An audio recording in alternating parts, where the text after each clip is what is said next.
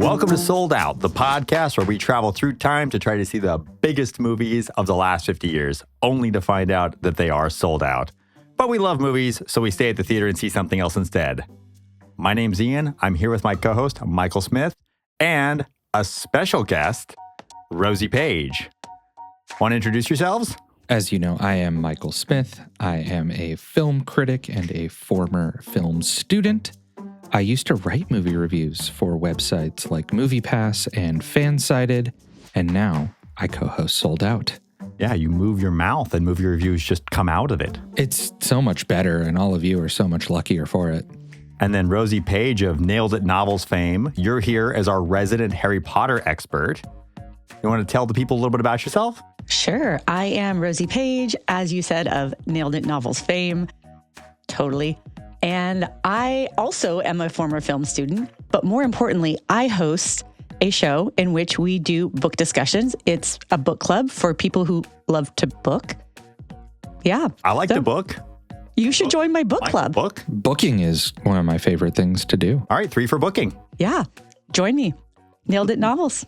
All right. Well, we have you here because we have been hanging out in November of 2002 now for a couple of weeks. We're on our 3rd week, which means it's time to finally see the big headliner.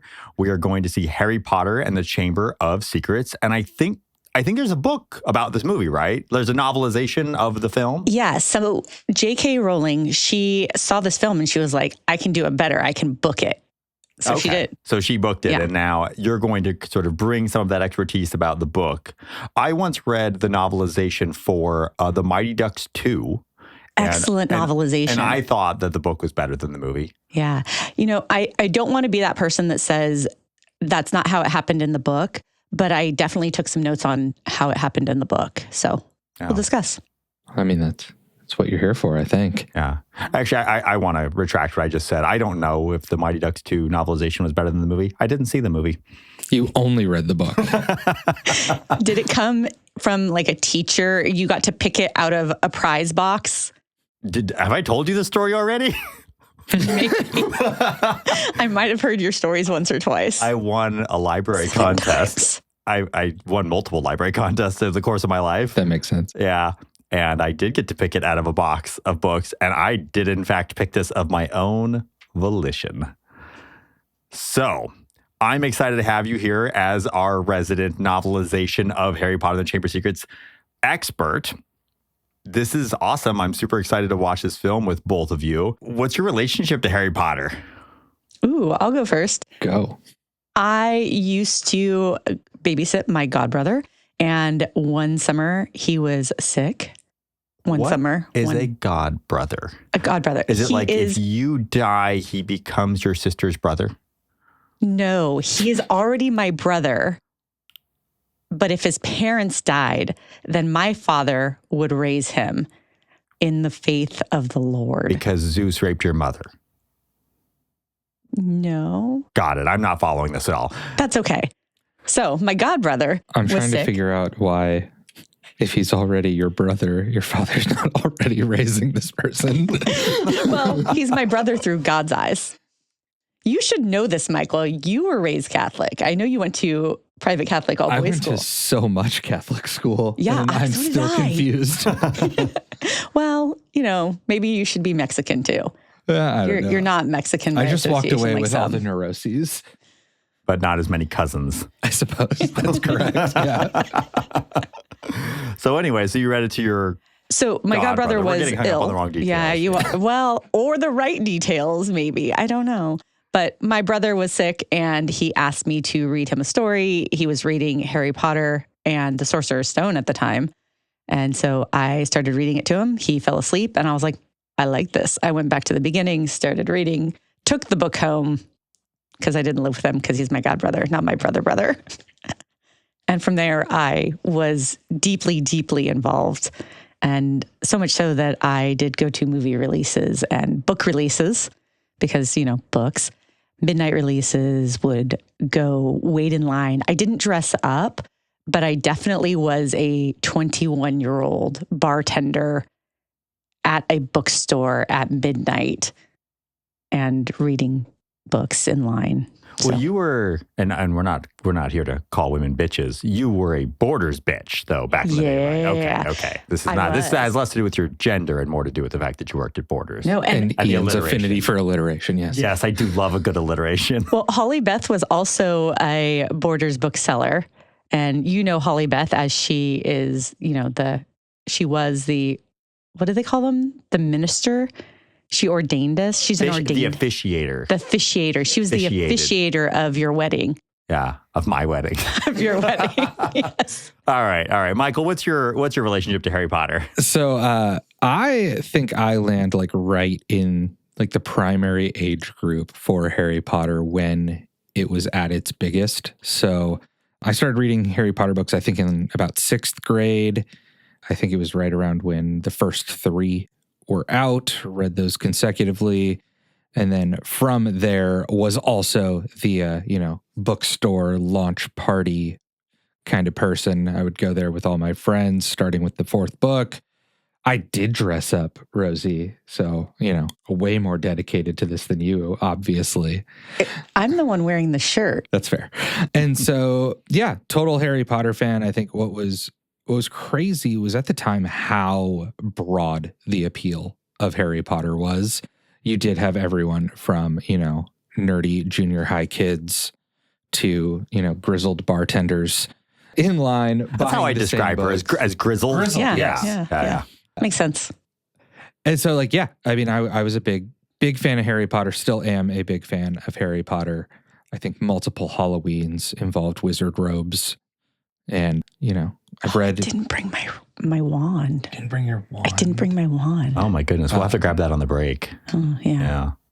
And so, I read all the books multiple times, did the whole rereading of the series up to that point every time one would come out, went to the movies at midnight when those started coming out. And now it's cool because I have kids that are sort of coming to the age where now I have an excuse to read them again, watch the movies again. I love Harry Potter. All right. Ian. What about you, Ian? Oh, there we go. I wasn't sure you wanted to ask. Harry Potter's cool. Perfect. But what's your relationship with Harry Potter? Yeah, he's chill. Your homies? Yeah, like he's I don't know. He's fine. I read his books when I was an adult to our son, and yeah, they're good. You're wedding our son. Well, our son, I was referring to the dog. He's laying right here. So yeah. You read Harry Potter I'm books to the co-parenting. dog. I'm co-parenting, yeah. Wait, you read the books to the dog? I was With the unaware. dog. I'm very, very sad that I wasn't there, because one thing that you should know about Ian is he does the voices. It is excellent. I did do the voices. Yeah. But that more had to do with the fact that I liked doing voices and I liked the attention than that I was especially enamored. I don't dislike Harry Potter, but I came to him very late in life. I think there's parts of Harry Potter I like. There's parts of Harry Potter that I find to be boring. And and we can get into that. I'm actually excited to be sitting here with like 2 Harry Potter fans. And again, I'm not a Harry Potter fan, but I'm also probably not as big a one as either of you 2 fools. Yeah, I've gathered that much. Yeah. All right. We should have put like makeup lightning bolts on your foreheads. Well, let's do this. Let's watch Harry Potter and then let's talk about it. Sound good? For Sounds sure. Great. All right.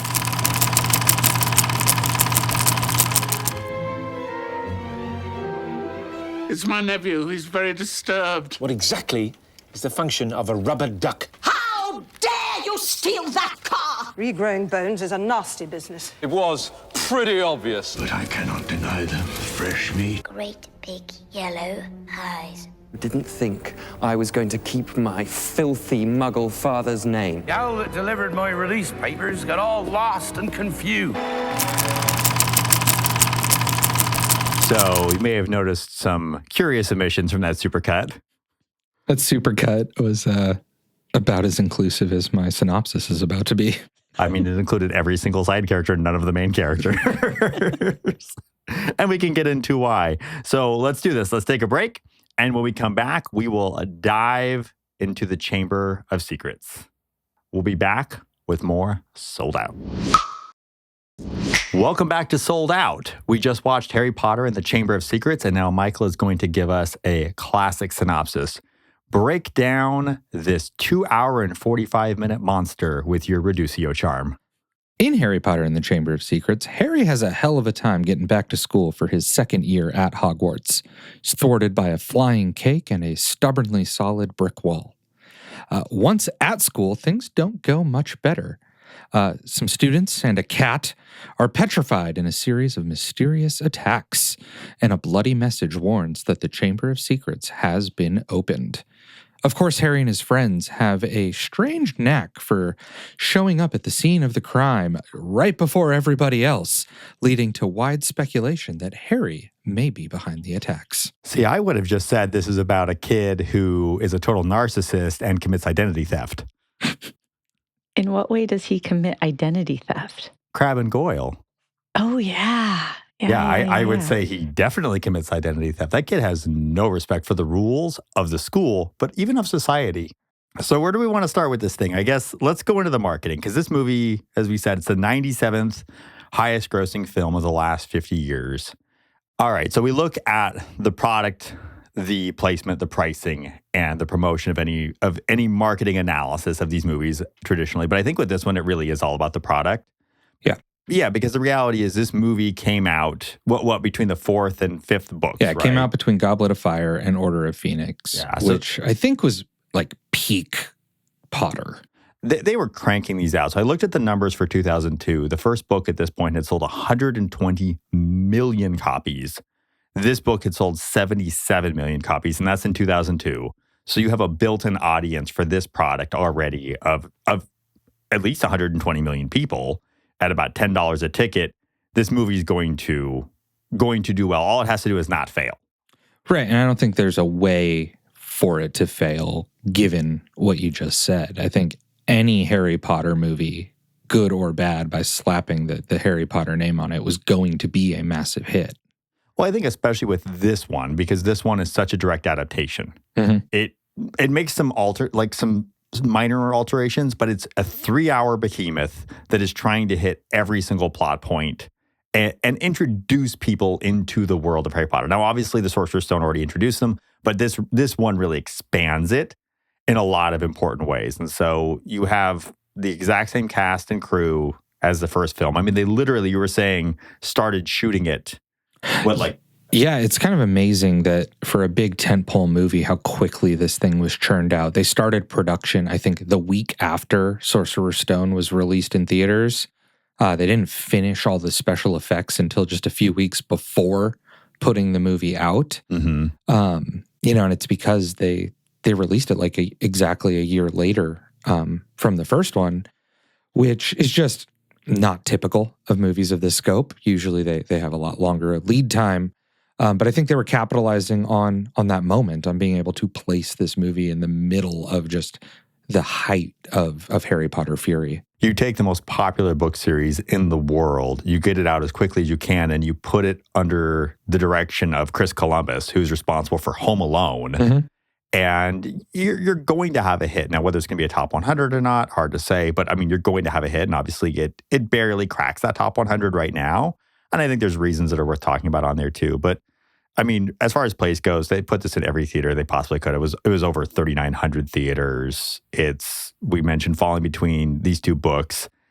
There's a ton of word of mouth marketing. There's so many people who are so excited to just see Harry Potter come to life in the theater, regardless of sort of the quality of the movie. And I think this is also one of those movies where it's not even necessarily made for cinephiles at all. No, it's made for fans of the Harry Potter books. Yeah, precisely. 1,000%. It's a movie God damn it. It's a movie adaptation that is so faithful to the book that you don't even realize that you don't have to read the books until later when you're comparing everything that happens and you're like, oh, it hit all the beats. It just rearranged a few small things. And for those fans that later went on to see other movies, they were very concerned about, oh, well, it wasn't as faithful. It wasn't as close. It wasn't as good. But reality is, if they were going to make a movie TV like what do they call them? TV series now? Yeah, there's gonna be like it's not a mini series because it'll have multiple seasons, but yeah, I think the plan is to do 7 seasons for 7 books, each season being one book. yeah. Yeah. And so each season being one book and has multiple episodes, you can't get much more faithful than that unless you are Christopher Columbus and you do this movie. Yeah.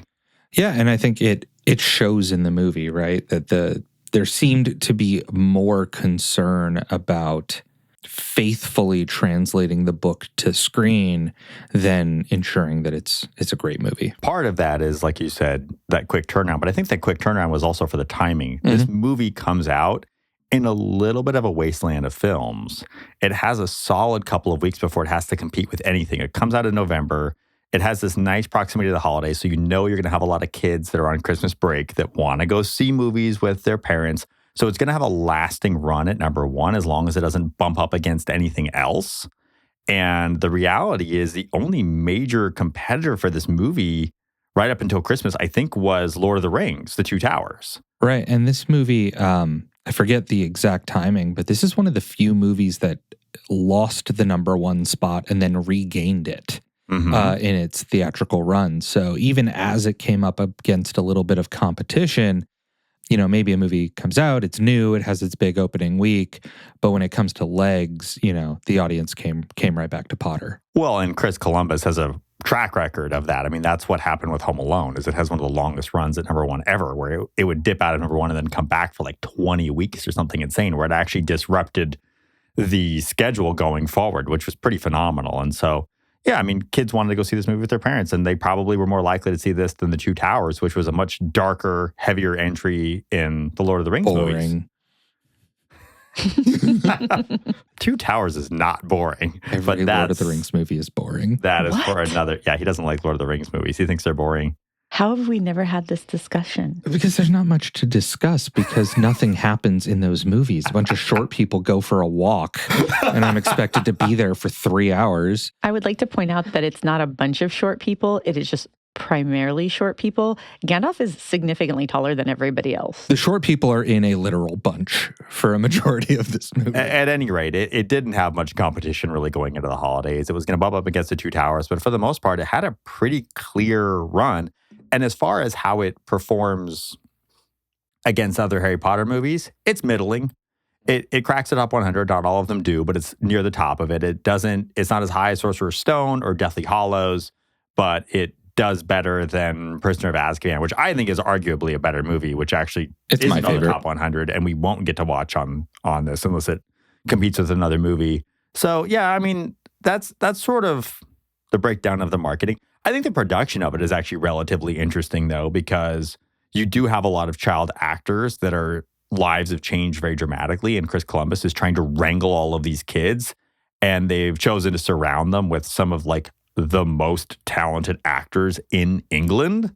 Yes, I mean the supporting cast just of teachers, I guess, is really what it comes down to, is incredible. I mean, just the names that they got to sign on for this series, especially knowing that it was going to be a series, right? I mean, they're all signing on for a decade of work. Yeah, I mean, there were already 4 books. The 5th one was being written. Everyone knew, I think, by this point that Rowling had like her arc that was going to go over, you know, several more stories. And so to be able to get like what is really a prestigious cast of actors to agree to that was an incredible feat unto itself by the studio.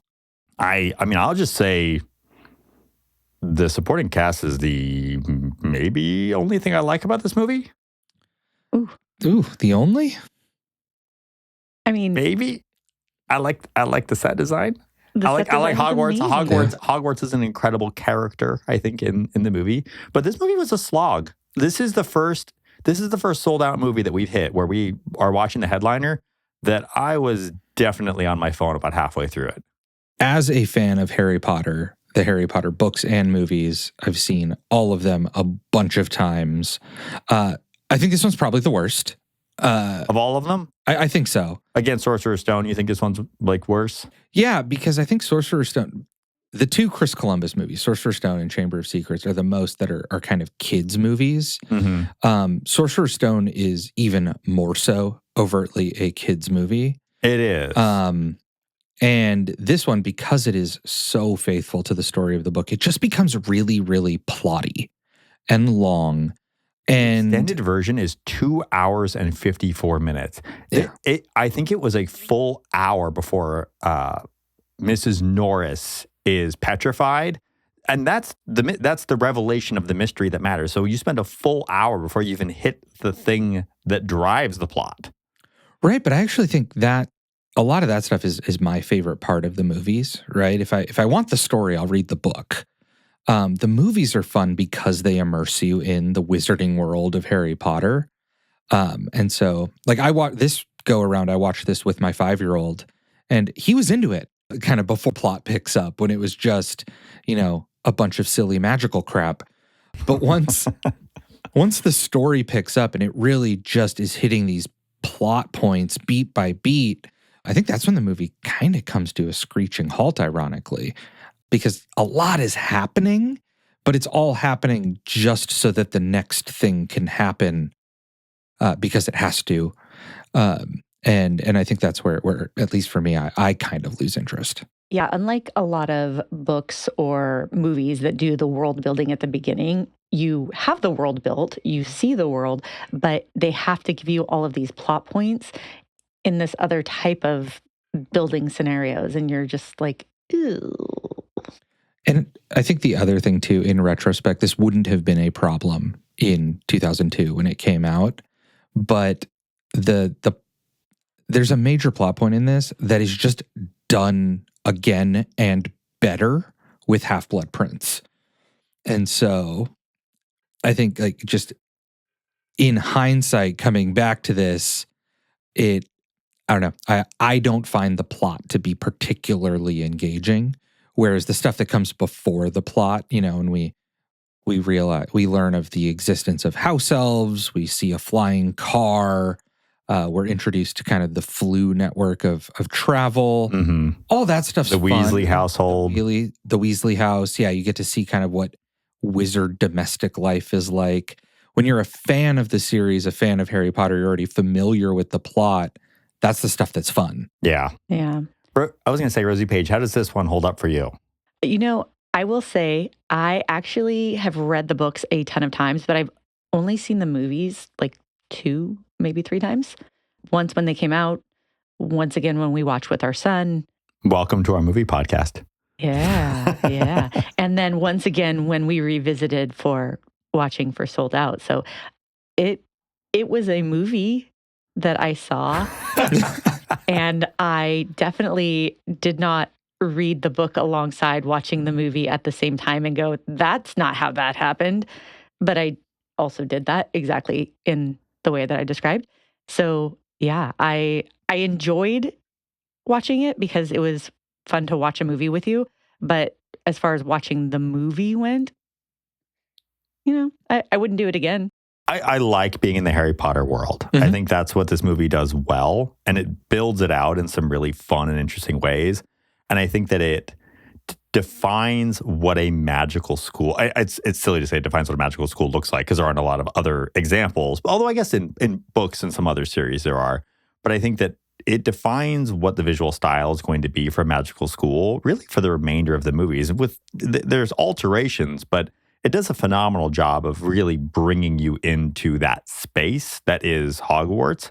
But the funny thing about talking about loving being in the space and not necessarily enjoying the plot is now, in 2002, this was your way to experience it. Mm-hmm. In 2025, I can go to Universal Studios. Right. I can fire up a video game called Hogwarts Legacy. You have a wand from Universal. I can get a wand. Yeah, like there are other ways to enter into this world. And so then the question becomes, how does this movie hold up now that all of the Harry Potter fervor has died down, some of the shine has worn off the brand, and obviously the godmother of the series has done some things to damage her own brand. I think it makes the movie in some ways one of the weaker entries for me, like not even a good movie anymore. Yeah, I don't know that I would argue very strongly against that. I think I'm enough of a Harry Potter fan that I'm never going to actively dislike a Harry Potter movie. Because again, it's characters that I have, a connection to. It's a world that I enjoy, like you said, spending time in. Mm-hmm. But this movie certainly is not the best way to connect to any of those things. I will say from source material, it's also my least or second least favorite book. Oh, really? Yeah. So I don't like sulky Harry, so I'm not an Order of the Phoenix fan. I know you're always mad when Harry is sad about his Hufflepuff friend dying. He's such a bitch. Not Cedric Diggory. He was fine. I'm like Cedric wasn't a bitch. No, in fact, he died, so he is a bitch. He's a dead bitch. Yeah. But everybody's bitches. And I would say that, Harry Potter sulking, that's not my favorite thing. Just talk to people. The way that we move forward is through conversation, whether it's conversing about our grief or not sulking and being a bitch. Order of the Phoenix is kind of the new moon of Harry Potter movies. Yes, I agree. I don't know what that means. It's a Twilight reference. No, What that mean? I understand it's a Twilight reference. That is the extent to which I know what that means. So the fun story is that, Harry Potter is he's a bitch. And Most of the time, in fact. Harry Potter he's not a great character. I'll say it. I'm a much bigger Hermione fan. I would rather have read Hermione and the Chamber of Secrets. I would have rather read Hermione and the Prisoner of Azkaban. I think that she's a more interesting character. I think she has more depth. I think that she's more inspired. Harry Potter's a bit of an empty vessel. And honestly, he's just a jock in glasses. He's good at Quidditch. He's not really much good at anything else other than, I guess, getting people to rush to his aid. But that has more to do with his fame than anything. I think later on that changes. I think that, we talk about, the houses and things like that. And one of the hallmarks of a Gryffindor is that courage. And I think that reveals itself later on in the series. I think there are moments of bravery and loyalty and those things. But yeah, early on, he's a confused kid. He's an orphan who's thrown into a world he's unfamiliar with.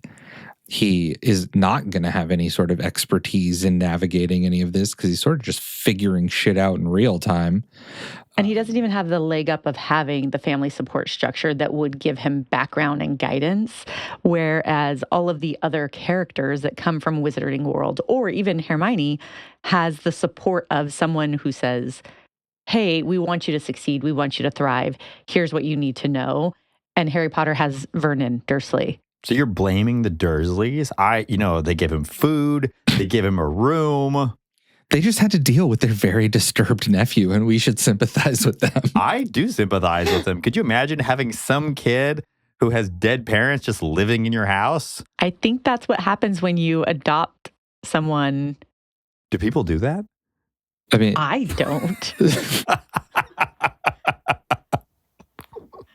My son has very alive parents. Both of my sons have very alive parents, if we're counting the dog. Let's exercise some empathy for the Dursleys. When one adopts a child, there is a duty to not abuse said child. Abuse is a fuzzy line. You get this kid, his parents have been killed under some very strange circumstances that you do not understand, and it sounds... Well, you choose not to understand. It sounds like they were part of a cult. You think that it's some sort of rubbish. And I would actually argue that the Dursleys are part of a boring people cult. They just want to be regular. Yeah, when you are introduced to a world of, magic and things, if your reaction is not like, this is really fucking cool, that's not normal. I think you might be the problem. You're jealous you want to go to Hogwarts? I'm jealous of Harry Potter. Why? That's why I don't like him. Because he doesn't have to do anything. He just gets everything handed to him. His parents are dead, but Okay, Draco. Just, he's so wonderful. He's Harry Potter. Oh. Like if I found out I was adopted, so honestly, I would be him. like popping champagne. Are you sure that you haven't revisited Draco's disdain for Harry Potter in the books and or movies just based on the things that you're saying, it sounds almost verbatim to his arguments when he's arguing with his father and complaining about Harry Potter. Oh, everybody loves Harry Potter. Ooh, his parents are dead. He's not wrong. Ian, you're this close to throwing out wizard slurs. I would like to just also point out, like, we're talking about houses and where you belong and a sense of familial. And what is your house, Ian? What is my, before I reveal my house, what are your houses? I am a Gryffindor through and through. And through and through, huh? Through and through. I've not only have I taken something courageous. I'm talking to you. Came on. I married you. Came on this podcast. Yeah. All right. So you're a Gryffindor? I'm a Gryffindor. Michael? I am definitely Gryffindor. According to, all the like online Pottermore quiz things, I'm a Ravenclaw. Do you agree with that? I don't know. Going in, I probably would have pegged myself more of a Hufflepuff. Ian has opinions about Hufflepuffs, but I think that that's super spot on, Michael. Like you are very loyal. You're an excellent friend. You're somebody who stands by people, but you're also very intelligent. I'm food motivated.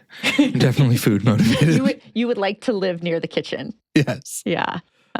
Well, I mean, but I also think that just like my anxieties and overanalyzing things show up when I take these quizzes, and that is then mistaken for some sort of like wisdom and intelligence.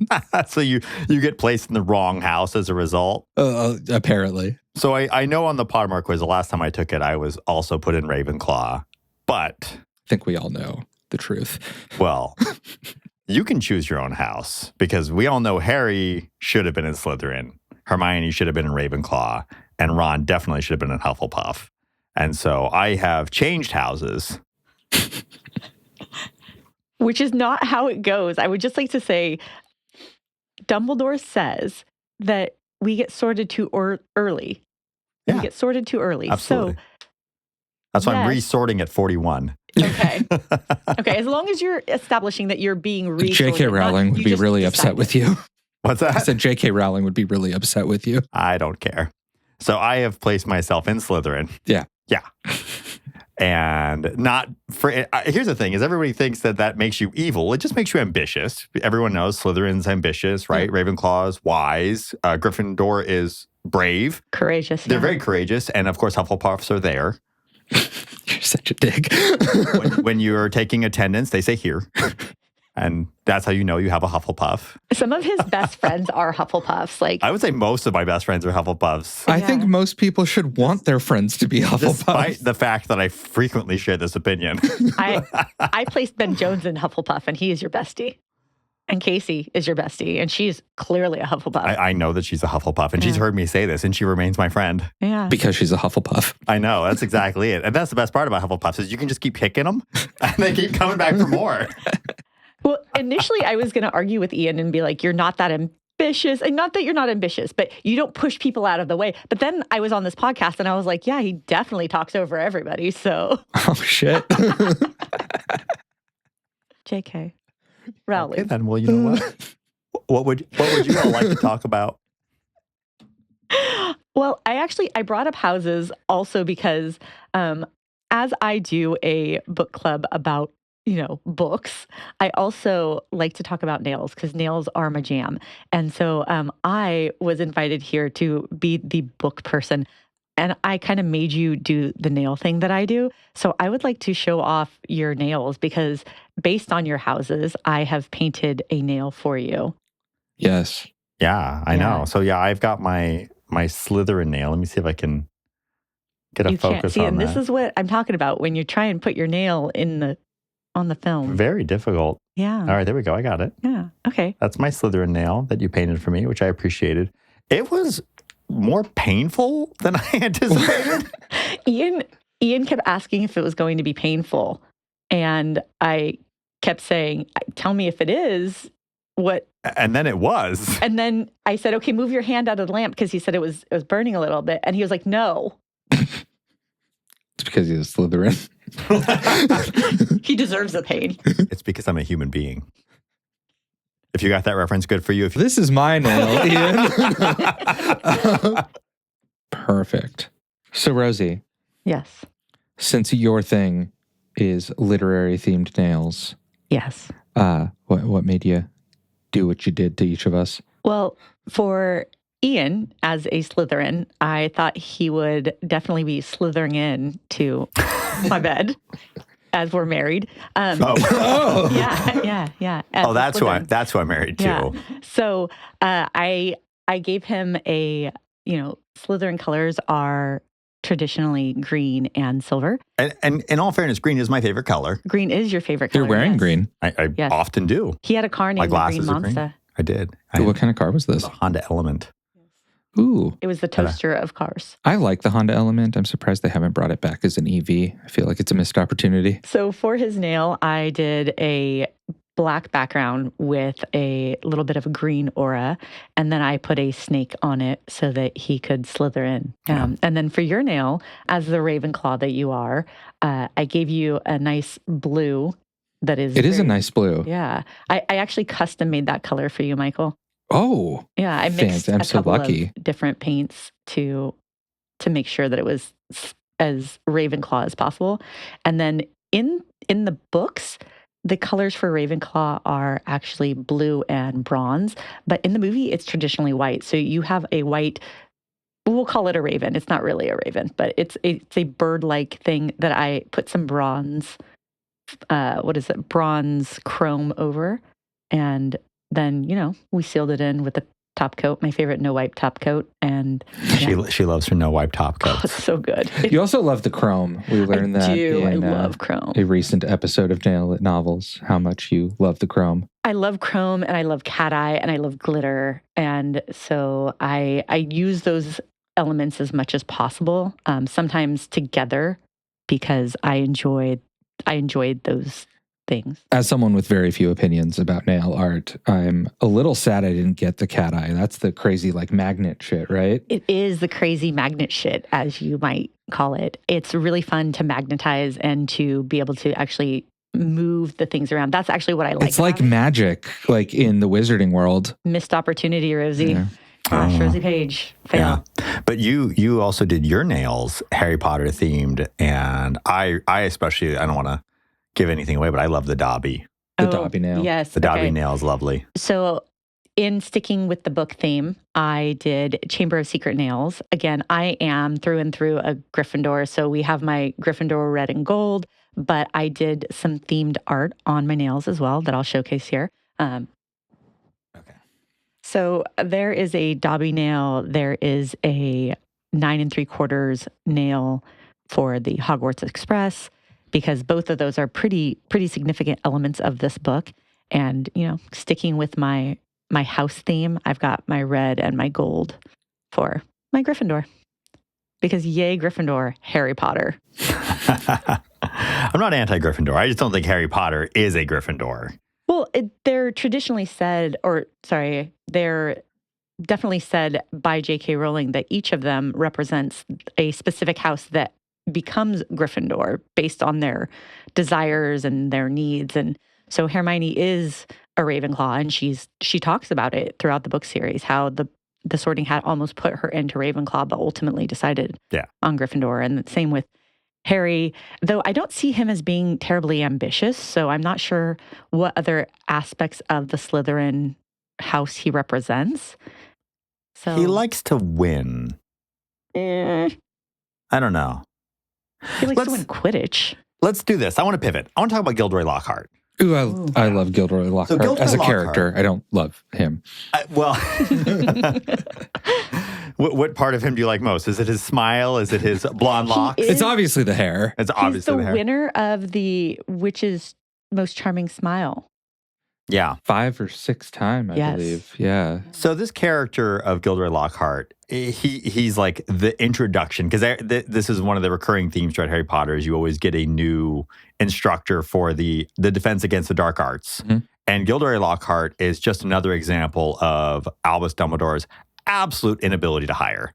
I want to know what his interview process is like, but he hires the worst professors ever for this role. And this one may have been the worst, except that at least he doesn't actively seek to harm the children. I will actually argue that we know that there's a curse on this specific position. We learn this later in the books. And so I don't know that he has a lot of choice. Maybe the interview process is, you have a beating heart. Let's go. Is it sort of like the drummer in Spinal Tap?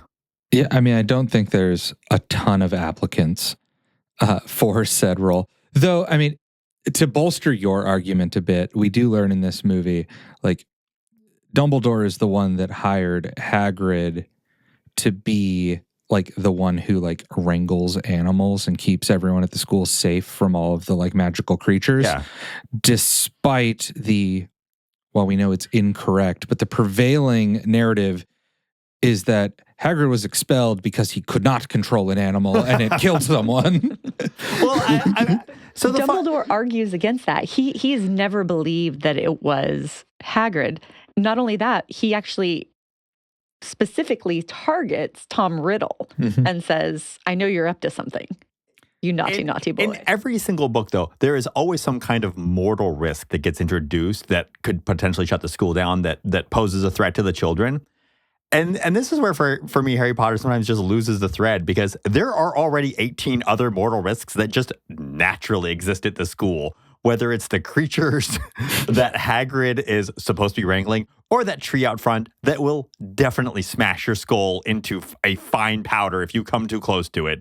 There are mermaids that swim around in the lake that they'll eat your flesh, right? Mm-hmm. Yeah, like they will. Okay. It's an inherently dangerous place. Yeah, there's nothing about this school that isn't inherently fatal. So when somebody opens the Chamber of Secrets and there's a basilisk sliding around, that just feels like another danger. It's not the most dangerous thing even in the school. In fact, it hasn't killed any children. It's only petrified. It's only petrified them. Whereas this time around. If you get hit by the Whomping Willow, there's no petrification there. Oh no, the Whomping Willow is very sensitive. Snape was incredibly concerned by the damage caused to the willow. I know. But Gilderoy Lockhart, I want to talk about him as a character. I also want to talk about the casting. So this was originally supposed to go to Hugh Grant. And that would have been the right casting. I think Kenneth Branagh is miscast in this role, and I think it actually really hurts the movie. I think Hugh Grant would have been far more convincing as like the celebrity version of Gilderoy Lockhart. Branagh plays him too much like a toothpaste commercial. Like, he doesn't have the charm that convinces you that this guy ever could have become famous. He's too phony. He's too fake. Like, he's not schwarmy enough. He's really not. Like, you have to actually like him in order to believe that he made it to the space. And upon first meeting him, the way Branagh plays him, and again, Branagh's a good actor, but he just doesn't. He misses the mark on this character. Yep.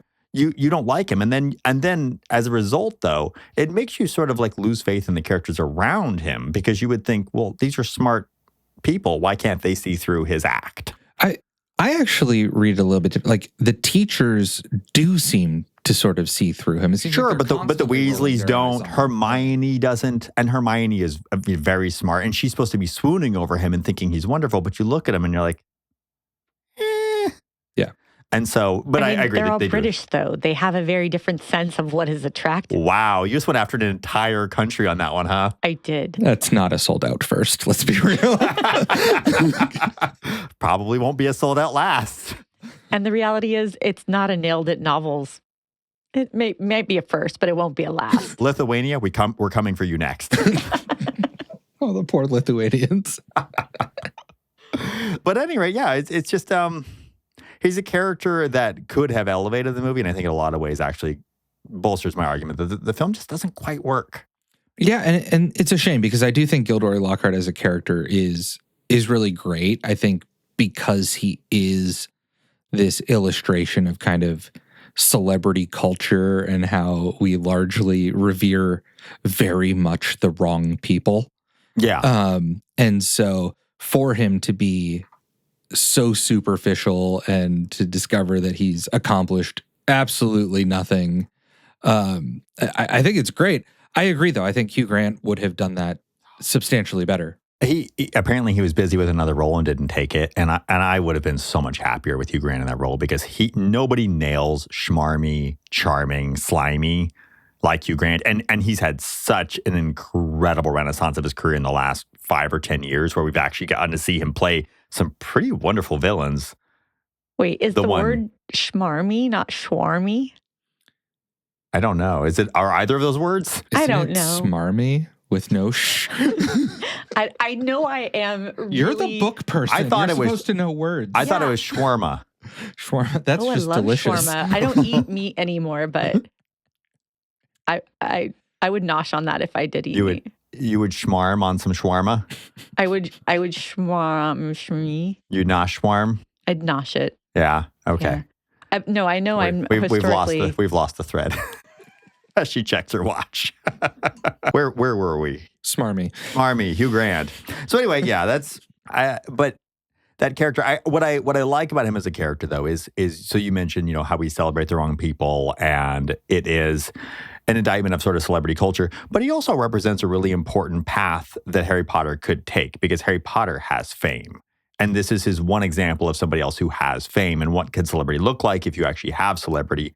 And I do like that as a lesson, as sort of this very didactic thing. And again, it's a children's book. You have to have some type of lesson in these books in order to keep children coming back and sort of building these morals. So this is interesting Useful to for that me reason. because, so what do you see as the difference between like a Gilderoy and a Harry? Because you've argued that Harry is very famous but hasn't actually done anything. He's just been around people who do things. No, I don't think that there is a difference. I just think what you do with that fame is what I'm saying. Is you have Gilderoy, who is taking advantage of people. He is so addicted to the fame that he's now obliviating people in order to maintain his fame. He's And I think- actively pursuing his fame versus Harry, who is trying to step out of the spotlight. Yeah, and he has an example of what he could do as he grows older, and if he becomes addicted to that celebrity. And so it's just an example of a path forward for Harry, because there aren't a lot of people Harry has bumped into that he has anything in common with. Like, yes, they're magical, but outside of that, Harry Potter's the most famous person in the wizarding world. And he's an orphan, and he doesn't have any other people around him that have those challenges to deal with. So that's all, and that's why I think he could have been such a great character. But again, Branagh just is not the right casting, which is funny because you have all these great supporting cast around. Hagrid, Robbie Coltrane is so good. Yes, he's so charming. He's so warm. I want to give that guy a hug. He's incredible. Yeah, and it is a shame that like the alternative was Hugh Grant. I think like what you said about Hugh Grant's career sort of proves that he would make a great Lockhart. Oh God, the villain in Paddington 2. Don't you want him to be Best Lockhart? Villain. Well, and villain. because I think Hugh Grant has had a relatively checkered public image, Mm-hmm. yet people are still charmed by him. They're still attracted to him. He still gets cast in those types of roles as well. He gets my heart beating. And so I think it's it would make a perfect Gilderoy, right? That's my Who's heart. like clearly a little sleazy, but still fools people. Yeah. No, I think he actually would have captured that much, much better. So the other thing I wanted to discuss is actually the final scene between Lucius and Harry, if we Yes. may. Must be my servant!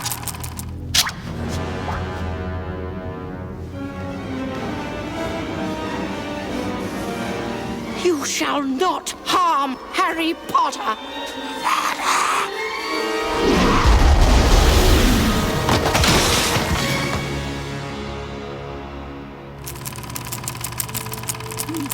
We've seen some dark things happen on Sold Out. Mm-hmm. This is the first time I've seen a grown man threaten to murder a child. Not just threaten to murder a child, get stopped in the middle Sort of of attempts an to. attempt to murder a child. Now, you said that the subtitles have him saying something else. What does it have The Lucius say? subtitles just say Vera, like Vera. So what spell would that be, Rosie? Do you know?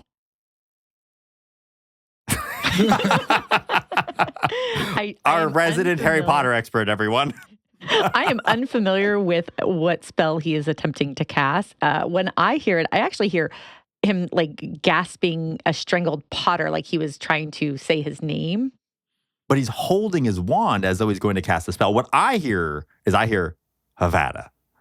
But he says it like a snake. He's Havada. But he is not a parcel mouse, so why would he say it in that way? I think he's just angry. I think it's anger, but it comes out serpentine. See, I see Dobby taking control of him, preventing him from attacking Harry and is choking him. I think he's in full control of himself until Dobby launches him. So this is a good point of debate. I think that this man who's on the board of the school just tried to kill a child. Again, we have the benefit of hindsight and having seen this entire series play out. This is also the scene where we learn that Lucius is responsible for the reopening of the Chamber of Secrets. I thought we see him put the book in the beginning, don't we? We don't see him put the book in. We know from the things that have happened that he put the book in at the beginning. I thought maybe the extended cut shows it. Maybe. Because I feel like I've seen his hand go into Ginny's cauldron. He pulls out a book of hers and he was like, oh, you can't even afford buying books. No. But I could be misremembering, but I thought I saw after that it actually shows an extended edition, him putting the journal into her. The point being, Lucius would definitely kill a child. Lucius would 100% kill a child. And I think in this moment, we watch him do that. Yeah, and I think the scene is actually more interesting if we take your interpretation of it, because then it really does forecast that the Malfoys are not just like this superficial foil. It's not just that like Draco's a dick. He's not just like the bully of the school. They really are an evil family who wants, bad things to happen in the wizarding world broadly. Mm-hmm. And, we also learn things about Snape as the series goes on. And I think that this is the part of this movie this early on where we start to really understand, I think, that dynamic. That yes, there are complicated characters, but there also is a very clear good and evil in the wizarding world. I would like to say, though, it's not that they want bad things to happen to people in the wizarding world. They want the purification of the wizarding race. It's not that they want bad things to happen. It's that they want good things to only happen for these people and everybody else should be enslaved. Advocating for racial purity? Well, am I? No. Who are you looking at? I'm simply stating that that's what their pursuit is. And I would argue that that's bad. When you have a charismatic leader, when you have somebody who can charm you and speak to why this is going to benefit you, maybe you are hoodwinked, maybe you are brought in. I'm concerned that you're both saying you agree with each other, but it feels like a debate.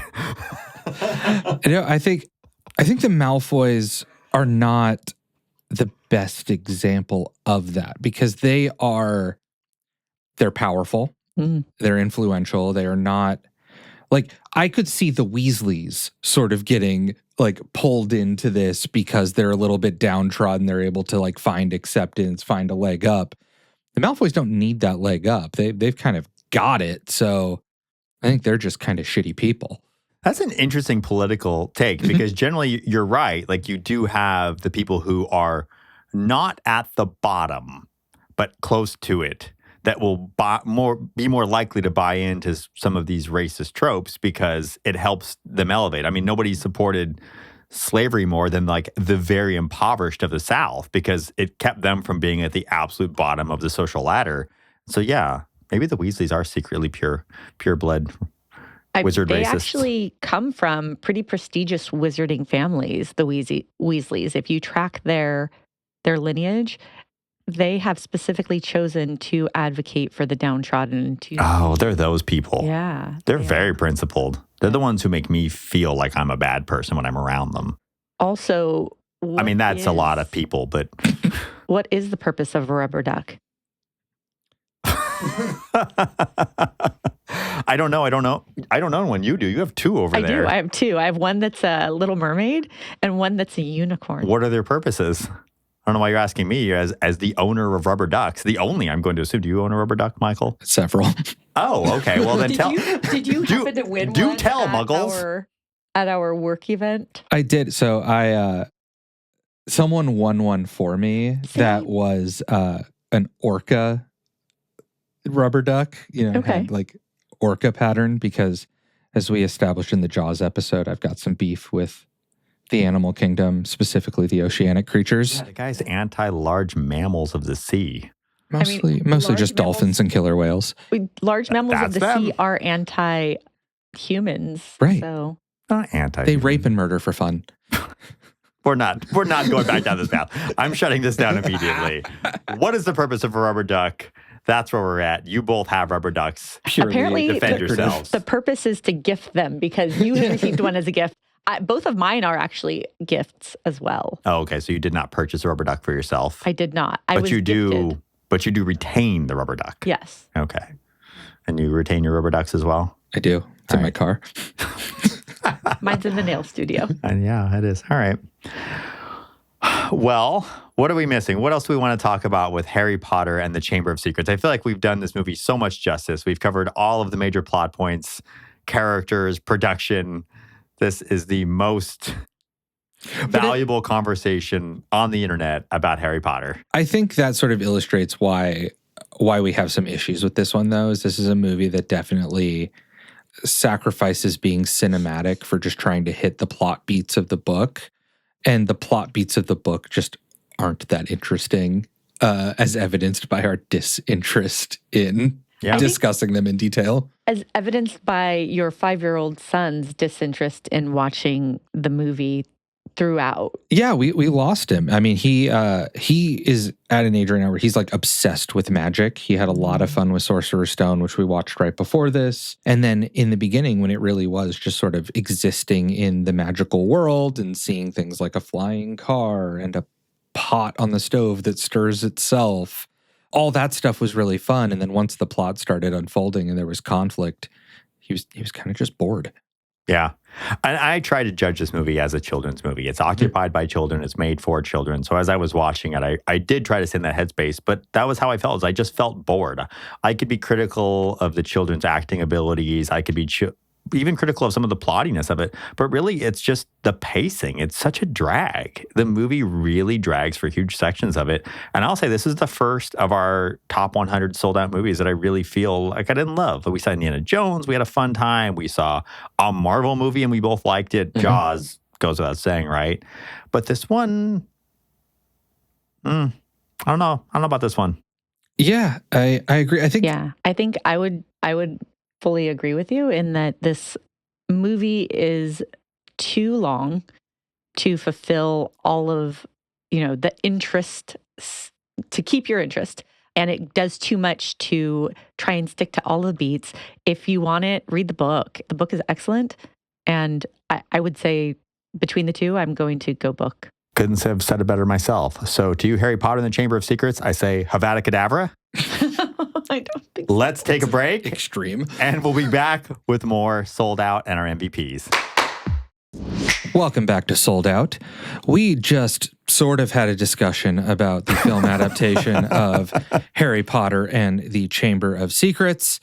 And now we get to do the fun part, our MVPs of the movie. Rosie, who's your MVP? Oh, okay. So I picked a child actor because this is a movie for children. I think that each of these child actors has their own embodiment of the characters. And while his acting in this movie is not spectacular, I think he really does represent Ronald Weasley. Rupert Grint, the worst of the child actors, is an excellent current actor, but the worst of the child actors in this movie is my MVP because he fully embodies Ronald Weasley. I think that's fair. I mean, he does define who Ronald Weasley is, despite some truly difficult sections. I don't think anyone is necessarily judging the child actor performances here based on line delivery. I wasn't judging. I said that they were difficult to watch, and they're young. They're very young. They're very young. They're very inexperienced. Obviously, they're talented because of the three main characters. They all have now had careers that prove that they are good actors. I enjoy Rupert Grint immensely now. I've seen him in several things I've liked him in. I do think, especially if we're looking at the series collectively, he is very much Ron Weasley. Agreed. And maybe the clumsiness of the line delivery is part of the charm of the character. All right, next MVP. Do you want to go? Should I go? I mean, do it on 3 again. We do this way too often. I'll count you in. 1, 2, 3. Stuart Craig. Yep. We talked a little bit about this. The best thing about the movie is the time spent in the wizarding world. And that wizarding world was created by Stuart Craig, the production designer.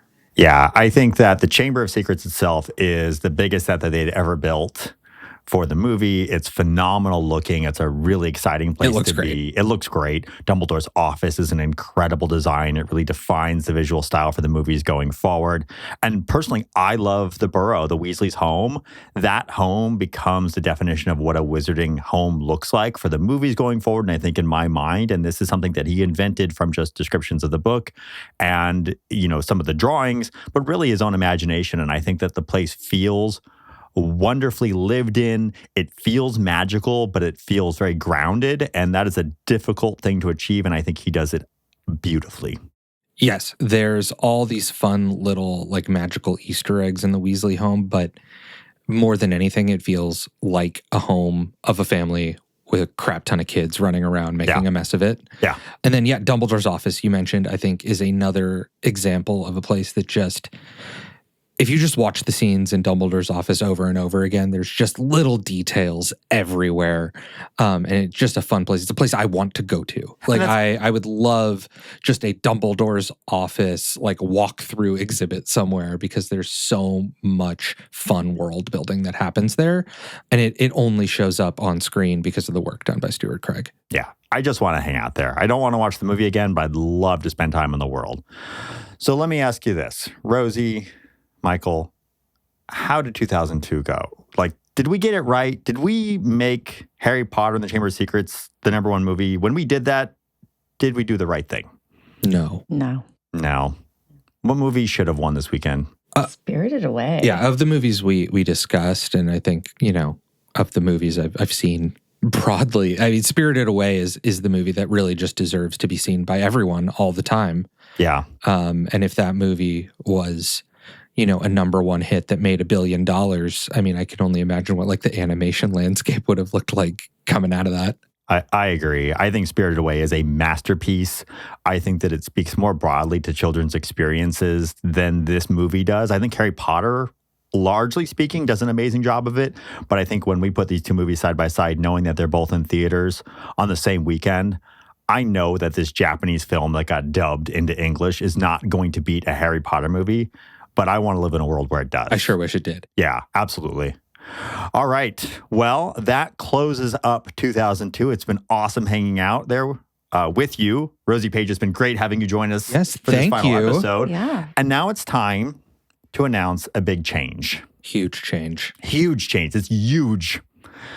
So with Sold Out, we want to keep evolving for our audience. We want to keep making it better. We want to make sure it's more engaging and more fun. And we are seeing more and more that you are all engaging with us on YouTube, less on podcast. And so we want to pivot a little bit to meet you there. So we're excited to announce that while Michael and I will still be traveling through time and trying to see the biggest movies of the last 50 years, we're going to shake it up and introduce a little drama to the format. When he and I first conceived of this show, we were feeling nostalgic. We wanted to go back to a time where you couldn't reserve seats, you couldn't order popcorn to your seat, and that you might show up at a movie and see that it was sold out and have to go to something else. But we missed a crucial point, Michael. So crucial. We've been kumbayaing now for how many episodes? We're so agreeable. Yeah, nobody showed up at the theater to see Star Wars together and agreed when Star Wars was sold out on the other movie to see. You got into a big fight over what the other movie was to see because that was the only one your group could agree on. So Michael and I are going to start duking it out. We're going to go see different movies. And then we're going to duke it out in a debate style format to see who saw the better movie. And you, the audience, will get to be the judge of who wins each debate. Based on the outcome of each debate, we'll then decide on the next movie. Yeah, that's the part that I am the most excited about, arguing with you, Ian. Very exciting. Don't get me wrong. But I do think just being able to include the audience more closely in what we are doing, hopefully building a bit of a community around this show. I think it's going to be a lot of fun. And I just can't wait for some of the more unpredictable elements that are surely headed our way. So for the final time, I'm going to push the random number generator on our time machine because going forward, whoever wins the debate gets to choose the next movie. and we'll see what movie we'll be starting our debates on. This is your favorite part, Michael. I know. 39. Somewhat high on the list. That is pretty high on the list. Let's see where we're going for 39. What year, what movie?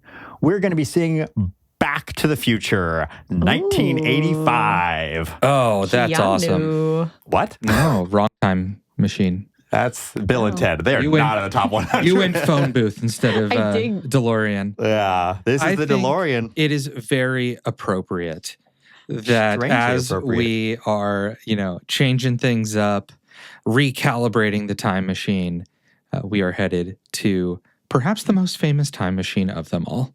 The DeLorean. All right. So on our next episode, Michael and I will get into a vicious argument over what movie we should see different movies, and then debate them on that episode. So we look forward to seeing you there. Can't wait to go to 1985. I have no idea what else was playing. Me neither. Thank you so much for joining us on Sold Out. Thank you, Rosie Paige, for joining us on Sold Out. Make sure, if you are not already doing it, though you probably are, her audience is bigger than ours, check out Nailed It Novels on YouTube. Check out Sold Out on YouTube, on all of the social media. We are soldout_pod on Instagram, TikTok, YouTube, all of the places. Ian, where can we see you? You can see me at Ian_upleft. And before you reverse it like you have on the last episodes, you are at Michael_upleft. I am. Not upleft_Michael. True. Yes. Thank you so much. And I will continue to keep a blog of my movie reviews at upleftmedia.com. It may be a less sincere blog going forward, though, because I may have to defend movies that I don't even necessarily like. Because it is more important to beat each other than it is to honestly assess movies. More important to be right than it is to be correct. And Rosie, where do we find you? You can find me on all the socials at Nailed It Novels. On all the socials, yeah, at Nailed It Novels. That's it. On YouTube, on Instagram, on Threads. I'm not on X. What else is there? TikTok. I'm on the TikTok. You are on the TikTok. And I can find you like on our couch or in the backyard. Often in the nail studio. Often in the nail studio. That's true. Yeah. Out for a run. Sure. You do that sometimes. Do that. Yeah. Yeah. Well, until next time, make sure to stay connected with both Sold Out and Nailed It Novels, and really excited to share what comes next. We'll see you next time on Sold Out, the Versus Edition. Sold Out is an Uplift Media production, hosted and written by Ian Tarter and Michael Smith. Edited, sound engineered, and produced by Ian Tarter, with special thanks to Rosie Paige.